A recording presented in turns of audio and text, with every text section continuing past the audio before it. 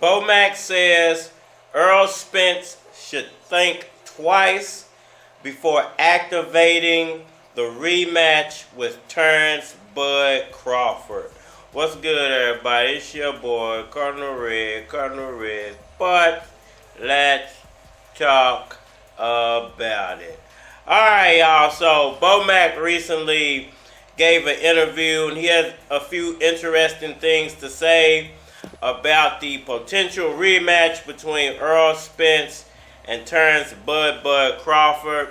I wanted to give my 992 nickels on what BoMac had to say and break it down for anybody listening. I don't know if it's going to be at 54 or 47. I'm sure he's probably going to push the weight up. He might want to watch out before he activates the rematch clause. All right, y'all. So basically, BoMac said he feels like that Errol Spence should think twice before activating the rematch clause with Terence Crawford, because he feels like, if anything, it's going to be more of the same in the second fight, or even worse. Is Big Mac capping, or is he telling big facts?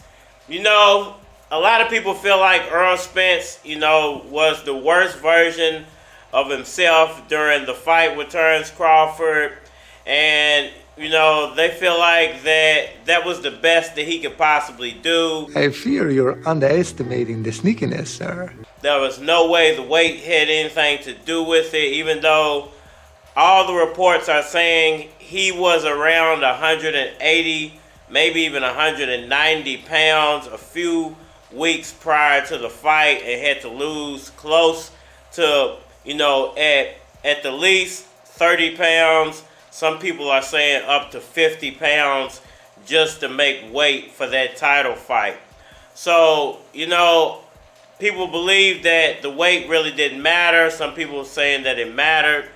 But when it comes to the rematch, 154 over 147, will they have more of a difference? I want more money, or y'all can just suck my... I think it depends on when the rematch will happen and whether Errol Spence has found a comfortable weight in the meantime since the fight ended, and that he's going to walk around at until the next fight. If he balloons back up to almost 200 pounds again, then he could have a lot of trouble even in the rematch. And I think that it depends, because I heard some interesting things yesterday in regards to the rematch, that the fight could potentially be for a title. I get the sense that maybe Errol's going to go talk to Jermell. Look, Errol's ranked number 3 in the WBC. Maybe he lets that WBC belt slide. Maybe Jermell decides, you know what, I'm going to let Errol go fight Bud for his WBC belt. Charlo could possibly drop that title if he wanted to, because I think he's getting stripped for another title after his fight with Canelo. And Tim Tszyu is going to be fighting for that title, but it was either the WBO or the WB. It's one of the W belts. What they were saying was that if Charlo decides to drop that title, that Errol Spence and Terence Crawford could possibly be fighting in the rematch for that title at 154 if Charlo permits them to. It's up to Charlo to drop that title if he's deciding not to come back to 154, if he wanted to do Errol Spence basically that favor. I just shat myself. Now, I think that's very interesting, and I think that there's another reason that Errol Spence will most likely activate the rematch clause, even though I'm hearing reports already that he's already passed the deadline for the rematch to be activated. But I haven't heard anything official yet. Both of those guys could make upwards of $20 million for that rematch. That rematch, it comes with a high price tag. So I'm not sure if Errol Spence would be willing to just leave that on the table and not pursue that.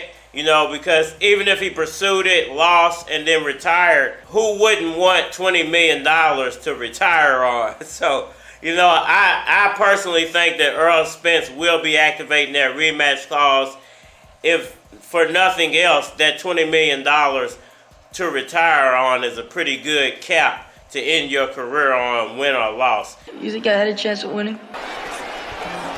Win, lose, no matter. No, it's not what I mean. I had good chance. Well, can you fix my leg? I mean, with that thing you do? No need fight anymore. You prove a point. At what point? That I can take a beating? I mean, every time I see those guys, they're gonna know they got the best of me. I'll never have balance that way. Close your eye. Y'all let me know what y'all think about that down in the comment section below. Hit that like button for me. Share. Subscribe. Holler at me on all social media platforms. Facebook, Instagram, YouTube, Twitter. But you're more than likely to get a response on the tube. So holler at me over there. If you want to collabo, feature a product or your channel on my channel, feel free to hit my Gmail because it is a flock of cards at gmail.com. And we are mad. OG.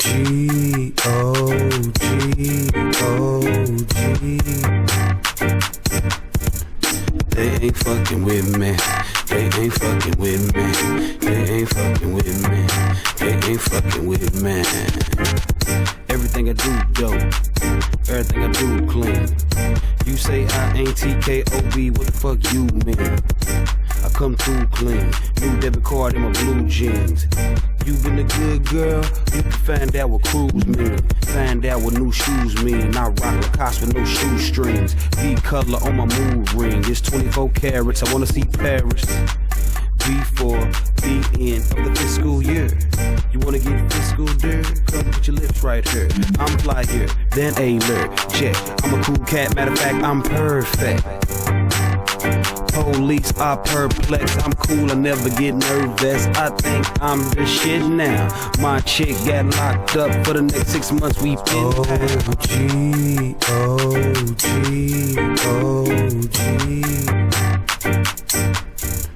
They ain't fucking with me. They ain't fucking with me. They ain't fucking with me. They ain't fucking with me. Hold up, make sure you get the picture right. Picture me with a red bone in a hotel watching Nick at night. With an Asian chick watching Nick at night. New girl with a new toy. She ain't get it from Fisher Price. I live the life of a pharaoh. You live the life of a scarecrow. Niggas want to compare flows like thumbtacks next to arrows. It ain't fair, ho, so I'ma go easy. Show me love when you see me. I got CDs and MP3s. OG.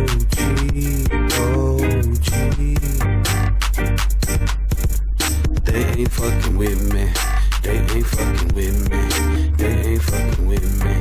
They ain't fucking with me. OG.